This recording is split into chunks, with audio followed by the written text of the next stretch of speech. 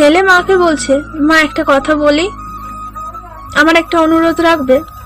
তুই চাইলে আমি কি না করতে পারি বল, তোর সব কথা আমি রাখবো। তোমার বৌমা বলছিল তোমার বয়স হয়েছে, এখন তো তোমার শরীরে একটু বিশ্রাম প্রয়োজন। আর এই বাড়িটাতে খুব একটা ভালো না, ছোট, ঘুরছে, তোমার কাশিটাও বেড়ে গেছে, আর ডায়াবেটিস সেটা তো আছেই, হার্টের সমস্যা, হাড়ের সমস্যা, আরো কত কি। হ্যাঁ রে বাবা, মনে হয় আর বেশি দিন। থামো তোমার, তোমার সব সময় দেখাশোনার জন্য কাউকে রাখতে হবে। আচ্ছা, আমাকে তাহলে গ্রামের বাড়িতে, না না, ওই যে বৃদ্ধাশ্রমের স্পেশাল ব্রাঞ্চে ভর্তি করালে কেমন হয়?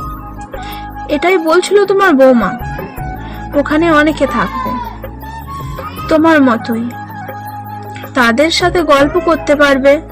আর এ বাড়িতে তো কেউ নেই, আমি ব্যবসায় দৌড়াচ্ছি, তোমার বৌমা অফিসে, আর মিঠু স্কুলে, ওখানে তুমি আরামেই থাকবে মা। এটাই আমাদের অনুরোধ। আচ্ছা, তুই চাইলে তাই হবে। থ্যাঙ্কস মা। আচ্ছা, কালকেই বিকেলে কিন্তু তাহলে ওখানে যাচ্ছ, তোমার ব্যাগ গুছিয়ে রাখবে। পরের দিন অস্বস্তিকর জ্যামে আটকে আছে মা ও ছেলে। নীরবতা ভাঙলেন মা। বাবা, ওখানে আমাকে দেখতে যাবি না তো? পারলে একটা ফোন কিনে দিস আমাকে।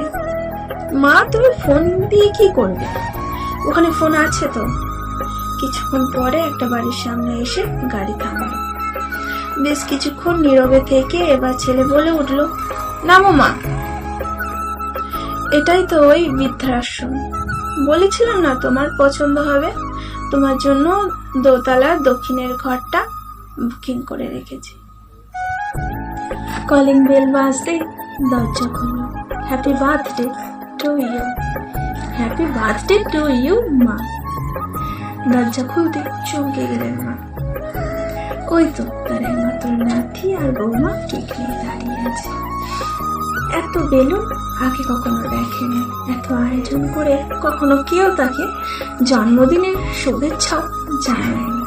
আরে, তার দুই মেয়ে আর তার জামাইও দাঁড়িয়ে আছে, ওদেরও দেখেছে তার পাগল ছেলে।